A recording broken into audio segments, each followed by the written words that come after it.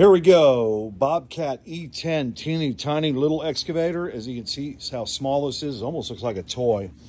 Your data plate's in the front. You look down there, you'll be able to see the VIN and everything. Your hour meter is on the side. Key switch over on the left side of the machine.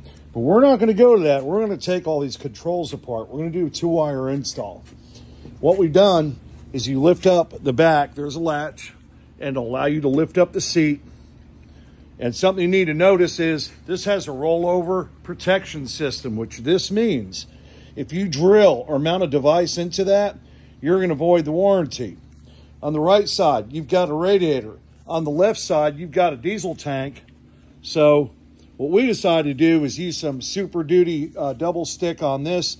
We're going to add a couple cable ties to it to make sure it's secure. It's in there pretty darn good.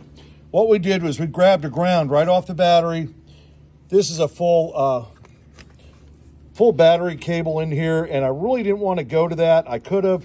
I found a different spot over here. There's a constant 12. It reads 12.79 with the key off.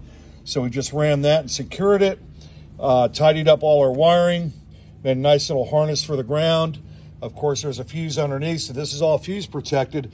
And it's about a 30-minute install from start to finish because you don't want to sit there and throw all your excess cable down in the hole. There's no room for it. There really isn't. And it gets really hot underneath these. So, again, what we did was we just went, right over here and just stuck this on the side, and this will stay here. This is a super duper 3M exterior VHB trim adhesive, so that'll work out fine. There you go. That's your Bobcat E10 micro excavator. Enjoy.